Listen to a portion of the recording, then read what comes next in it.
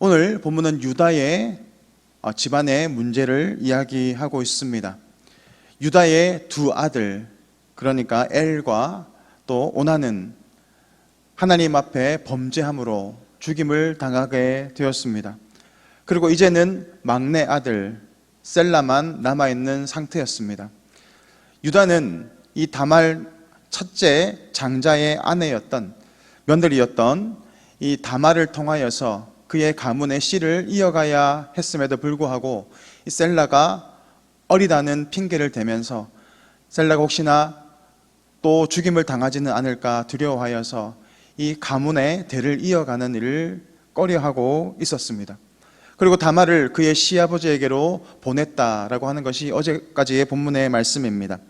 오늘 본문의 12절에서는 얼마 후에라는 말로 시작하고 있습니다. 우리가 생각하는 얼마 후에라는 것은 정말 얼마 후에, 얼마 되지 않은 그런 시간을 가리키지만 사실 원어를 바라보게 되면 이 얼마라고 하는 말은 많은 것을 뜻합니다. 그러니까 많은 날이 지난 후에라는 뜻입니다. 오늘 말씀을 보아도 막내였던 이 셀라가 장성함을 이 다말이 보았음에도 불구하고 이 셀라를 통하여서 유다의 가문의 씨를 이어가는 그 일을 꺼려하고 있는 유다를 표현하고 있음을 바라보게 됩니다. 유다가 여전히 두려워함으로 이 일을 진행하지 못하고 계속 이 일을 방치하고 있었음을 보여주고 있는 것입니다. 오늘 동시에 오늘 성경의 본문은 유다의 모습을 적나라하게 드러내고 있습니다. 우리가 생각하는 유다의 모습이 아닙니다. 오늘 유다가 어떠한 삶을 살았는지를 오늘 본문을 통해서 우리는 살펴볼 수 있습니다. 그는 먼저 가나안 여인 수아의 딸을 맞아들였다라고 말하고 있습니다. 하나님은 자신의 족속 안에서 또 자신의 친척 안에서 찾으라고 하셨지만 여전히 세상의 사람과 결혼하여서 세상에 속해 있는 삶을 살아가고 있는 유다의 모습을 발견하게 됩니다.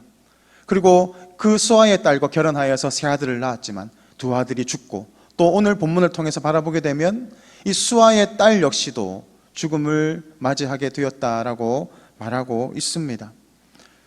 오늘 유다는 자신의 아내의 죽음을 애곡하고 있습니다.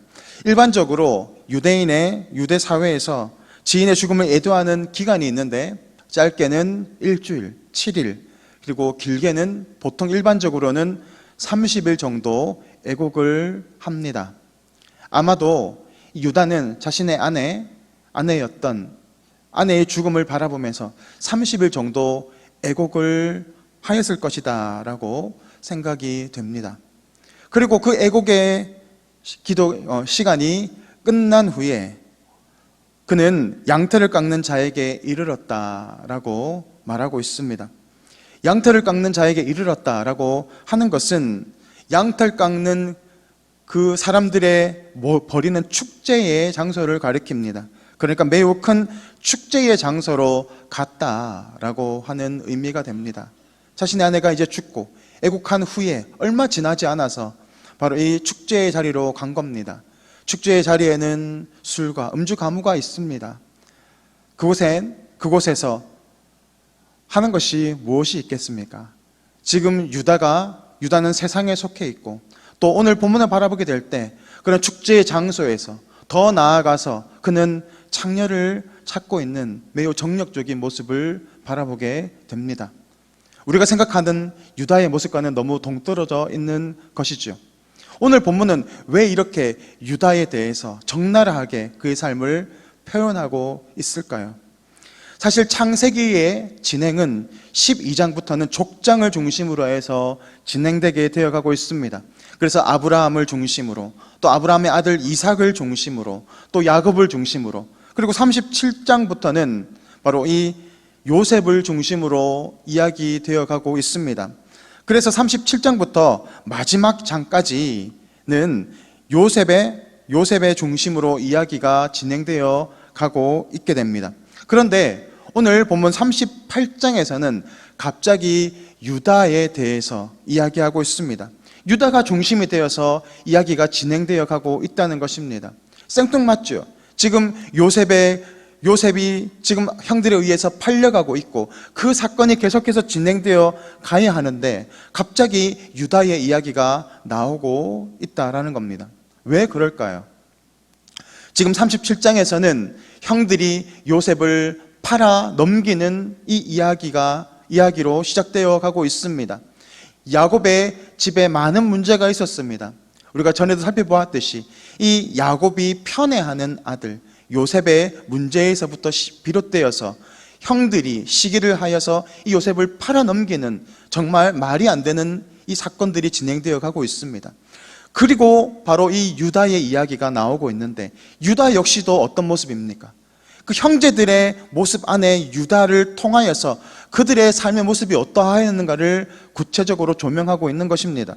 바로 유다가 세상에 속해 있고 하나님의 법대로 살아가지 못하고 그렇게 범죄하고 그런 세상의 모습으로 살아가고 있음을 바라보게 됩니다. 이것은 하나님께서 아브라함과 이삭과 야곱에게 주셨던 약속의 모습과는 너무나 대조적인 모습이 아닐 수 없습니다. 하나님을 경외하지 못하고 세상에 속해 살아가고 있는 바로 이 야곱의 가문의 문제, 바로 이것이 모든 야곱의 문제뿐만이 아니라 모든 사람들의 공이 살아가고 있는 죄악된 삶의 문제를 드러내고 있는 것입니다. 오늘 이 성경은 이러한 문제적인 상황 가운데에서 문제적인 이 야곱의 집안을 통하여서 어떻게 하나님께서 그의 약속을 이루어 가시는지, 그리고 실타래 같이 얽혀 있는 이 집안의 문제를 어떻게 풀어 가시는지를 보여주고 있습니다. 우리의 힘으로는 그 문제를 바라보게 되고 그것을 풀어낼 능력이 없습니다. 그렇지만 하나님께서 어떻게 이 문제를 풀어 가십니까? 이 야곱의 집안의 문제, 바로 요셉이라는 한 사람을 통하여서 이 하나님의 신실하신 그 약속들이 이루어져 가고 있고, 특별히 이 유다의 집안의 문제를 어떤 약한 이 다말의 이 여인의 모습을 통하여서 하나님이 이루어져 가고 만들어져 가시고 있다라는 것을 보여주고 있습니다.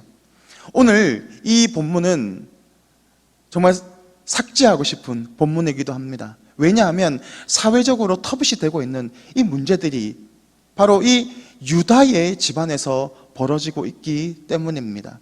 이 문제는 세상 사람이 봐도 이해하기 힘든 문제입니다. 유다는 자신의 사명을 감당해야 했고 또 자신의 집안을 이루어가는 그 일들을 이루어내야 했습니다.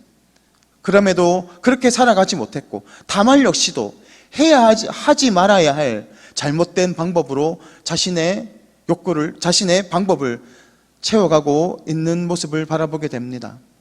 오늘 이 본문을 바라보게 되면 마치 사사기적인 모습으로 자기의 소견에 오른 대로 자신의 방법대로 살아가고 있는 죄악된 인간의 모습들을 보여주고 있는 것처럼 보입니다.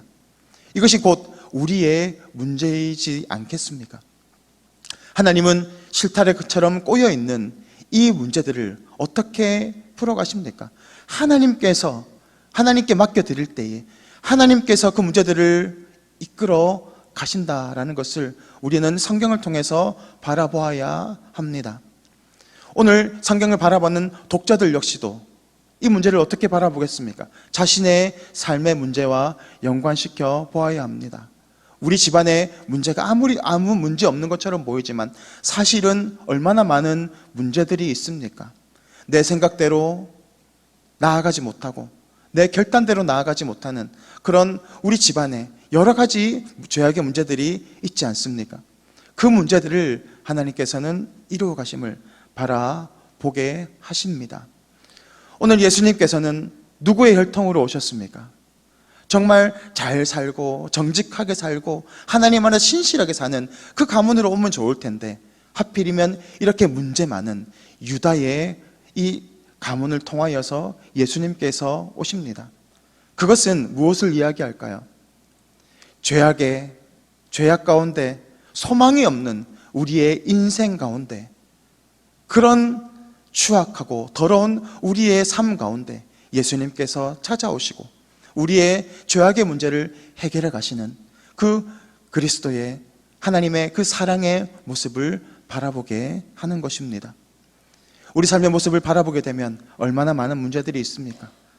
겉으로는 아무런 문제가 없는 것처럼 보이지만 사실 들여다보면 유다와 같은 수많은 문제들 가운데 있지 않습니까?